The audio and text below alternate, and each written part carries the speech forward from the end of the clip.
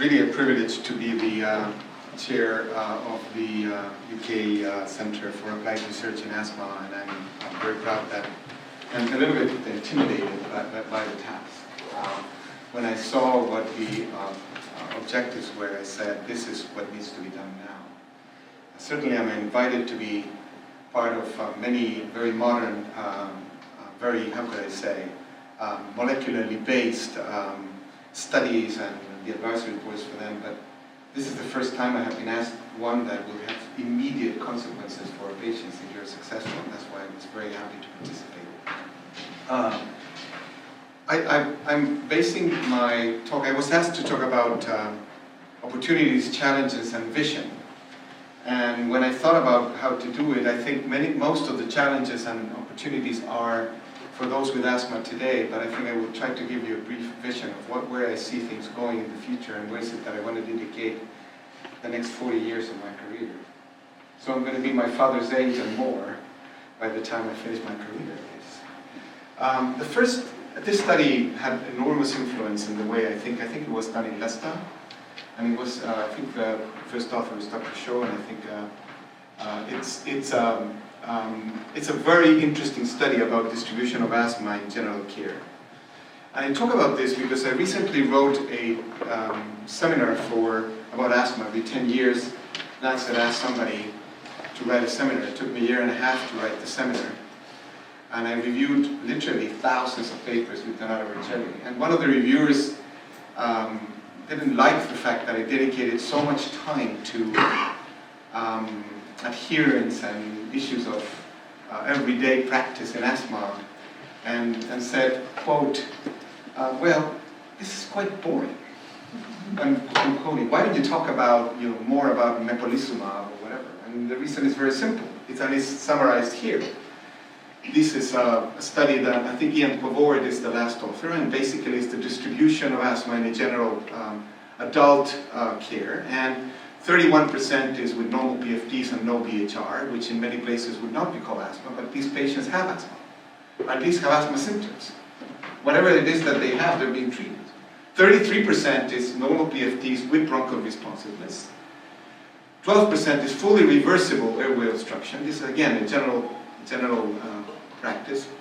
And then you have those that probably we dedicate most of the attention, those of us who are in tertiary and quaternary care, which is individuals who have fixed obstruction, and these are the individuals who do have the most exacerbations, of course. Still, these are the other three others, but these are the ones with only partially reversible and fixed obstruction are the ones that have the most exacerbations, even though they are being treated regularly with inhaled steroids, or at least their physicians think they're being regularly treated with steroids. I show this for two reasons. First, because of the scope of asthma out there. Most asthma is mild, or at most moderate. But still we have problems with it, not in the sense that it is not an asthma that has no exacerbations. Even mild asthma has half an exacerbation a year as a mean. And if you multiply the number of exacerbations by the number of people included here, there are many more exacerbations here than there. And we have to deal with them. And the second reason I show it is because I will tell you a little bit more when we talk about prevention, but the most severe asthma is that associated with chronic airflow augmentation. So that's the two basic messages. Of course, these are generalizations. There are very severe patients with normal lung function and not so severe with airflow limitation, but this is the general trend. So I think the issue is, this is the group of patients with asthma that we usually talk about, the ones that a lot of the scientists doing asthma, including myself, by the way, are doing asthma on them, and are doing the most quote-unquote modern, the ones that my reviewer wanted me to talk more about. But these are all the other patients that are the majority. And what happens with these patients? This is Covey and co-workers, again here in Great Britain. And very interestingly, if you take a look at the number of subjects that I think should be receiving, let's say, step 3, in general, I'm generalizing, step 3 to step 5 therapy should be 25%. But half or more are receiving step 3 therapy. In other words, all these up to here, and these are the ones that they didn't know, but all these are receiving step 3 therapy. So there's something that, when you see these things, that does not correspond. Why is it that there's so many mild patients with no airflow limitation, but so many patients that are receiving step 3 care? And yesterday, I don't remember the name of I don't know if she's here, talking about health economics, but she posed a very important question, which is, are we giving the patients the medicine for what we're spending in those medicines that they really need? And in the United States, it is the extreme. And it is the extreme because 2/3 of all sales of inhaled steroids are in combination therapy, which cost between 50 and 100% more than inhaled steroids alone. How can this be justified if 2/3 of asthmatics have mild asthma? Why is it that this is happening?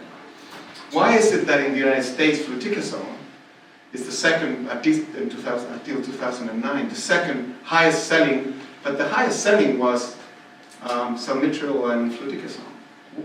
Why is it that this is happening in the US? I mean, we could blame marketing. I think it's only partially the reason. I think the reason is this, which I know you know, but I don't know if people know this study. This is a crucial study done in a country like Finland that has obtained extraordinary results with the national asthma campaign. What they did was they took an 18-month study, children 5 to 10 years of age, twice daily budesonide. They gave them a peak flow that at the same time measured, with which at the same time they got their medicine. So they measured the times they did the peak flow and the times they got their medicine. And this is crucial. Both parents and children were informed verbally and in writing that adherence would be monitored and was one of the objectives of the study. Not only that, like all of us in our practice, they were called every 2 weeks to remind them to take the medicine. We all do that, of course. These were the results. First 45 days, 85%, 86%, 79% adherence. Inhaler competence was very good. They taught them, in other words, they dedicated significant amount of time to teach them how to use the inhaler, and they used it well. Look at the results in the last 45 days, 18 months later. 69, 66%, 52%, 9 to 10-year-olds, 44%. If they were adolescents, we would get probably to numbers that are abysmally lower than that. We have a big challenge because these kids were chosen to participate, accepted to participate, in which we know that those who accept to participate in trials are a special group. But their adherence after 18 months, following what we tell them they have to do, which is take their medicine all the time, in a clinical trial dedicated to study this, in which they were told and they were consented to do the trial, was 44% in 10-year-olds. We have a problem. We need to solve this issue, and the reason why we need to solve this issue, you will see in a moment. In the United States, particularly in the inner city, where we have most of our hospitalizations, is even more abysmal. And in the United States, this is adherence on this axis, and this is number of days from the exacerbation. Kilkey-Williams did this. Mostly these are African Americans in the Sapphire study. This is the time in which they had an exacerbation, and this is adherence both times. Take a look at this. Adherence when they were feeling well was 20%.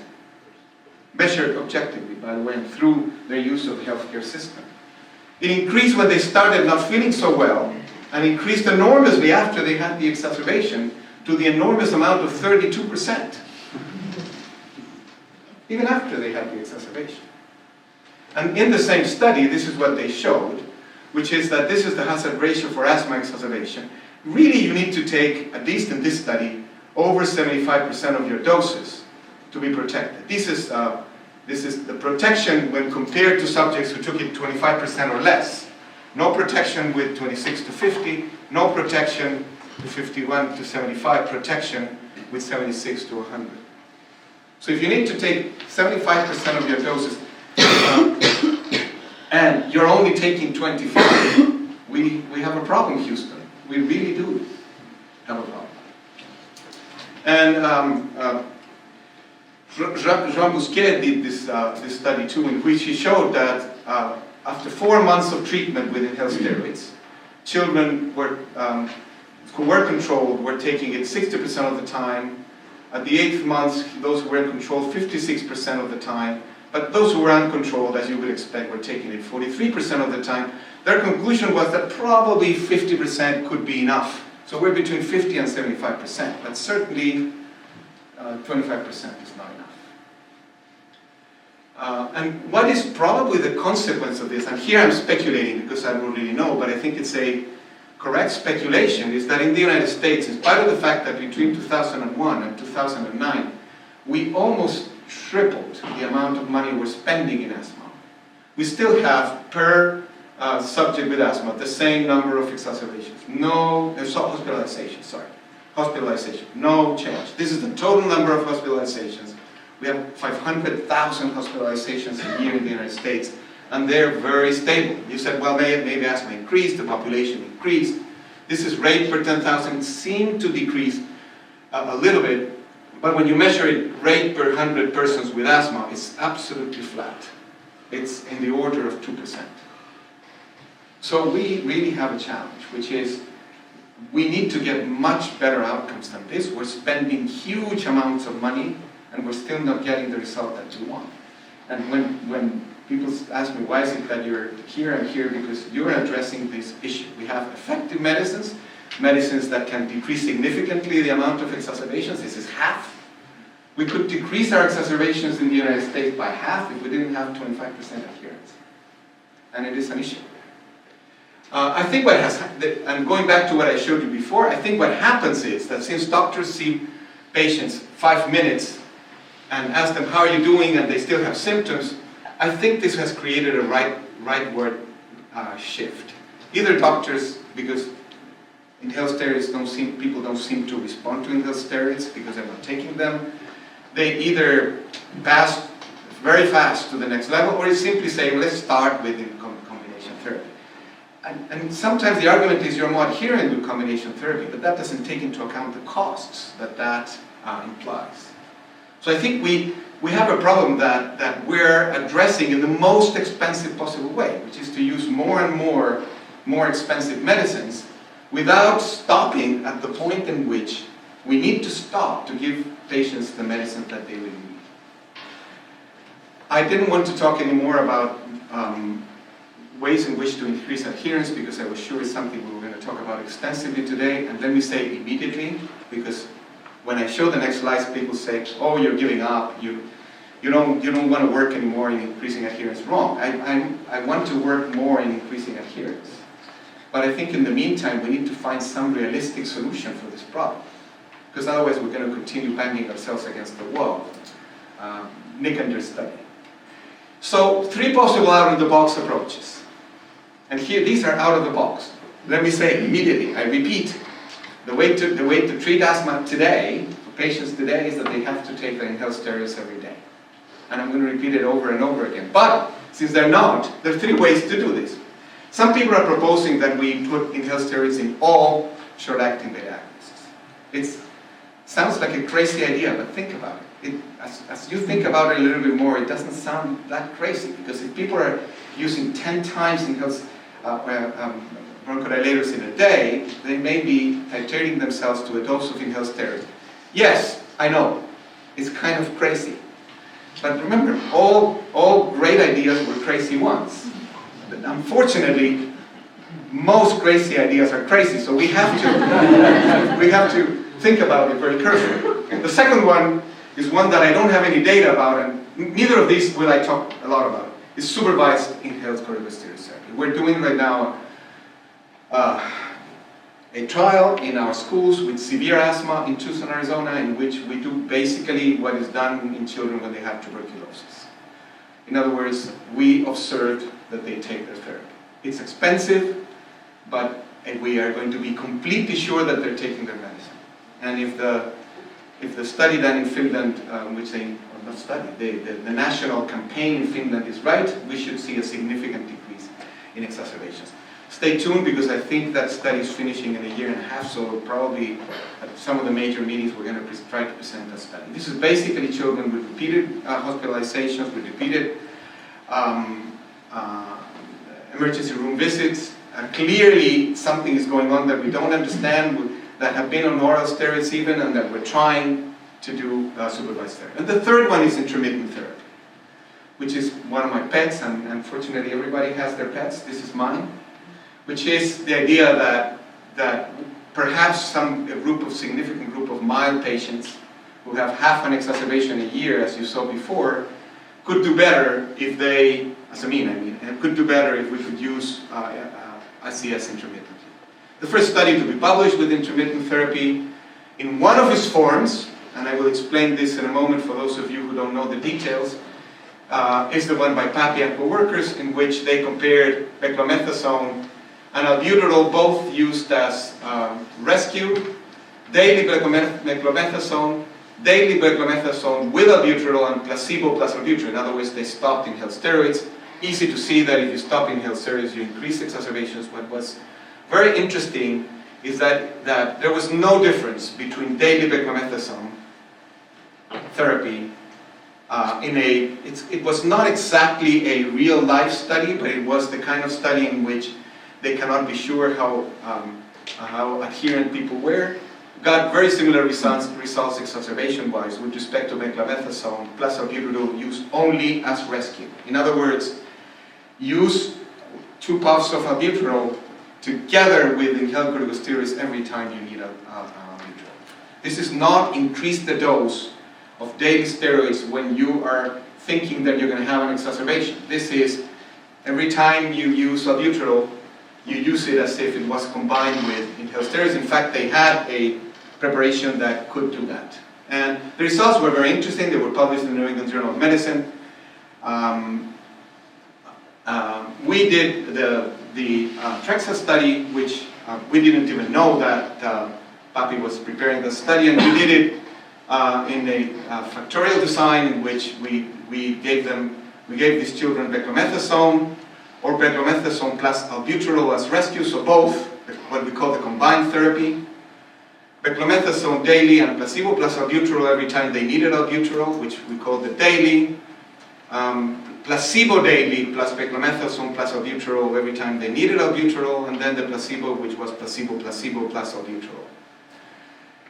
And the results were these. The group that used only placebo plus albuterol when needed had the highest number of exacerbations, and the 3 groups that used beclomethasone in one way or the other had similar results. Not all were significantly different from those of and this is one of the problems of factorial designs, because we didn't get what we expected, which is that the combined was going to be better than the other 2.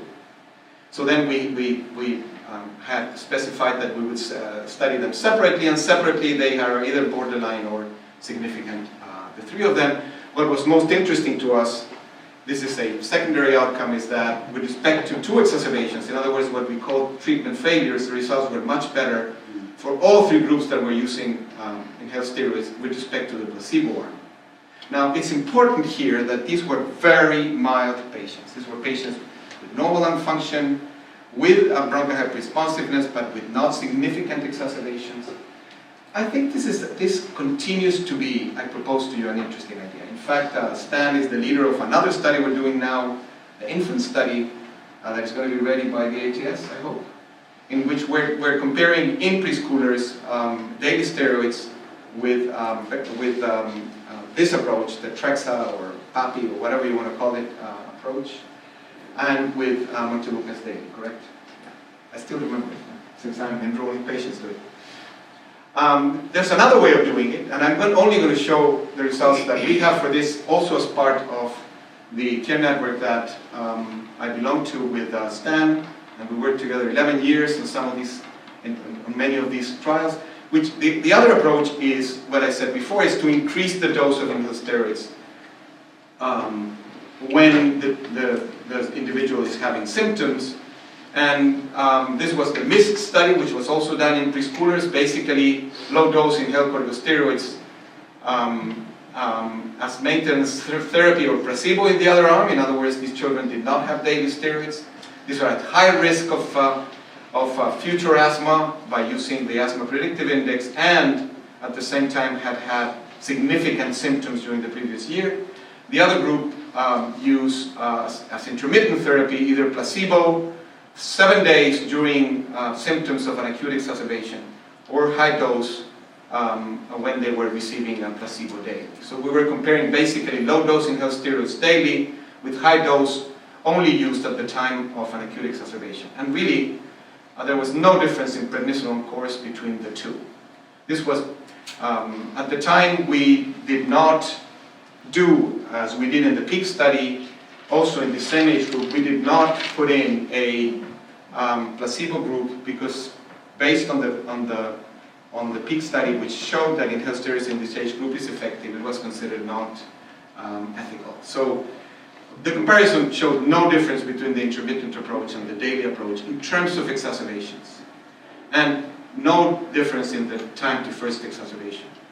So these studies have been published in major journals. I think it's time for us to think, while we find the way in which our patients take their therapy, which is the best approach, if these kind of approaches could, at least in certain mild patients, be used to decrease exacerbations. So that's the part for the patients today. I think for the patients today who have what I would call mild to moderate asthma, the idea is either we find a way in which they take their medicines, or we find approaches that are different.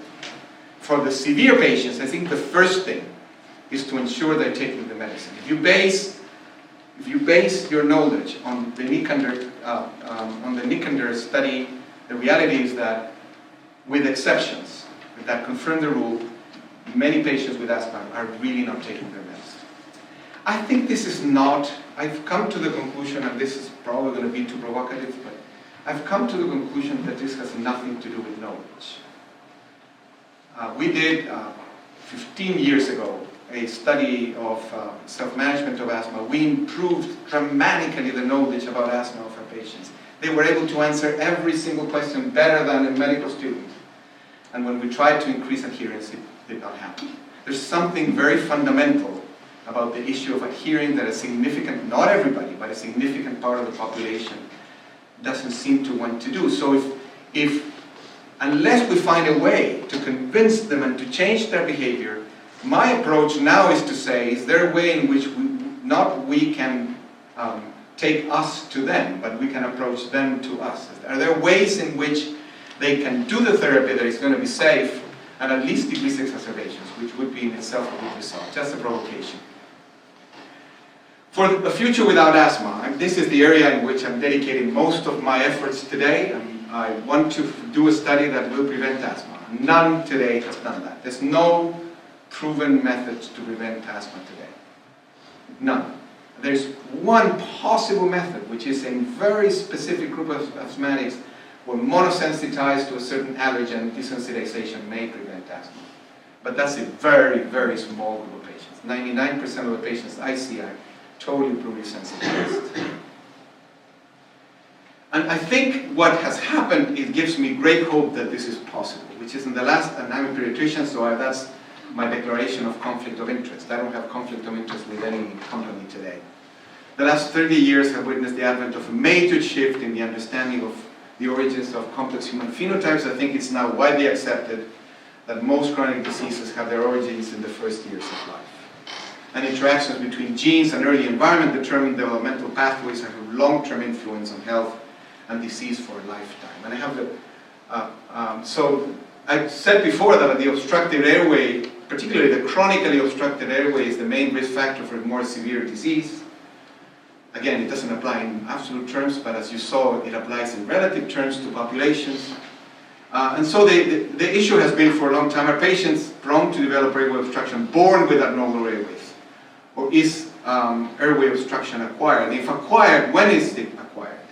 And what are the this? I'm not going to talk about this because in 20 minutes I cannot, but I'm also participating in studies involved in this. And if it's acquired, when is it acquired? This is unpublished data from the Tucson Children's Respiratory Study that we're presenting, I think, at ATS. We have now followed these children. It's 1,200. We still follow approximately 800 at the age of 26, 30. And I wanted to answer a very simple question, which is, if you have asthma symptoms at the age of 26, and the only thing I consider about you is that I have lung function from birth up to the age of 26 for you, what's the course of your lung function? When did the lung function that you have at the age of 26 start? So these are three groups of asthmatics. three groups: no asthma at the age of 26, mild asthma, and severe asthma at the age of 26. I would say moderate and severe asthma. And as you would expect, the level of lung function of severe and moderate asthmatics is lower than the rest. This is considered in C-scores. These are the subjects with mild disease, and these are the subjects with no disease. The ones with mild disease have slightly but not significantly lower than those with no disease. Looks very similar to what you saw from Shaw and co-workers. But if you go backwards now, without even considering when their asthma symptoms started, just lung function, you can see that more or less the ones who have severe asthma at the age of 26 already had that severe asthma and moderate asthma and low lung function, already had that low lung function when they were 6. There is a little bit of a slope. It's not significant probably because of numbers. Asthma is a progressive disease, but it's mainly progressive between 0 and 6 years. Because if just asking people, do you have asthma, and how severe your asthma is, at birth their level of lung function was slightly, in our data, not significantly lower. Most of their loss, quote unquote, occurred between 0 and 6. And this is now up to the age of 7 only, but it's reassuring. As we were commenting yesterday, it's always reassuring to find that people have reproduced these findings. This is Hans Piskart in his follow-up, lung function at birth and lung function at 7 years. In asthmatics at 7 years, the same thing, but not seen from 26, seen from 7, same thing. Lung function loss occurs mainly between 0 and 6. There is almost significant difference at birth. Not quite for this parameter, quite significant for other parameters, but most of the loss is between 0 and 6. So this is quite fortunate, because intervening and in utero would have been very, very difficult. Probably the intervention has to occur between 0 and 6.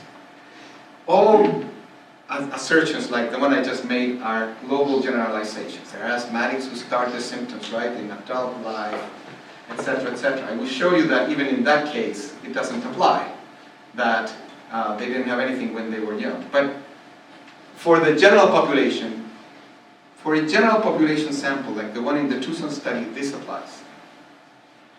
And even for those who have newly diagnosed asthma, the great advantage of having a longitudinal study is that you really, really know if the patient, when the patient started having the disease. For those of you who see adults, I can tell you that this study that we did here proves that the history you take about when the asthma started is completely useless. What we have been seeing as we follow them and we ask them every time when their asthma started is that the age at which the asthma started is slowly moving towards an older age. Even within our own study, even if they have answered every 2 years when their asthma started. And those whose asthma truly started at birth, now they're telling us that their asthma started at 10, 5, they don't have any idea when it started. Or even some who had severe asthma early life, then they had nothing, and then they had asthma again when they were adults, tell us that they started when they were adults.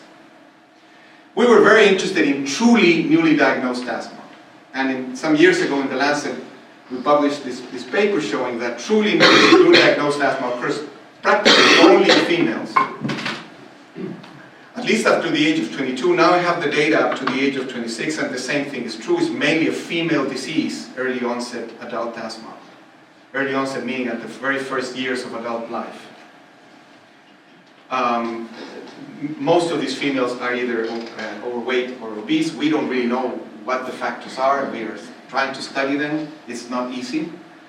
But that's the first fact. And the second fact is that incident asthma had bronchial responsiveness already at the age of 6. This is probably why The Lancet took this paper, because this was quite earth-shaking. I mean, this is truly, truly adult onset asthma. We eliminated cases in which you could say that they could have asthma before. But by the age of 6, they had were 10 times more likely to have asthma than to have bronchial responsiveness than the general population. In this paper, by the way, we showed a bunch of other characteristics they had early in life that clearly anticipated that they would have the disease. Adult onset asthma is also significantly a pediatric disease. So what we will need to do is we will need to concentrate on that first period of life. That's our window of opportunity. What to do, there's no time to talk in 20 minutes. But I think this is crucial. This is a crucial new piece of information. And other follow-ups, and I'm sure we will hear from John about ASPAC, are showing more or less the same trends in defining different phenotypes and so forth and so on. We also decided to see, and I'm finishing, we decided to see the proportion of remitted, incident, and persistent asthma in the Tucson study. Again, this is still not published. Again, we're going to present it at ATS. And much as we were expecting, most asthma is persistent in males in adult life. This is up to the age of 26. There's a group of males who also show incident asthma, but it's relatively small. Up to the age of 26. We'll see what happens if we continue following these patients. But here you see what happens in females. Almost half of all asthma is incident in females. And this, immediately you can see, explains why there is a shift between males and females. I mean, you have more remitted asthma in males and more incident asthma in females. You go from 60% males in childhood to probably 55-60% of females at the age of 26. But what is most interesting is that at least up to this age, both for males, oops, I did something wrong. Both for males and females, the group that has the lower lung function, remember, greatest incident of exacerbations, bronchial, persistent airflow limitation, is the group with persistent airflow limitation. This is post-albuterol. We gave 4 puffs of albuterol, and we measured lung function in these subjects. It is the group with persistent asthma, either in males or females, that has the lower levels. We're tending to see, by the way, we're now doing what we call the year 32 study. We're tending to see that these females are going to have, this is an interesting observation, are going to have significant decreasing lung function between 26, the incident females, between 26 and 32. So there may be something there that is different from the rest of what we're observing, but in general, it is early onset asthma that is associated with persistent airflow limitation. What are we going to do in this age period? I mean, the Mediterranean diet could be an interesting idea, but if you're going to do such study, this is the age in which you have to do it. If you do it later than this age, it's either going to work only while you're doing the Mediterranean diet, and then good luck to you in people being adherent to Mediterranean diet the rest of their lives. Or you're not going to find effects because you need to intervene earlier. This is the crucial period. It could be immunomodulation, and we're in discussion with industry, and industry is unfortunately very reluctant to do these kind of studies, but this will be the window of opportunity. We have now, I think, relatively clearly defined from the point of view of public health, when is it that we have to intervene, and that's, in my opinion, a big advance. So my vision is that the next step is to understand better what is occurring at this age, and fortunately we have a myriad now of birth cohorts, again, including John's intervention in ASPAC and his group. I think we're going to get much more data than from the children's respiratory study because we have more modern methods to study it. I think this is a very precious age for those of us who want to prevent asthma. Thank you very much.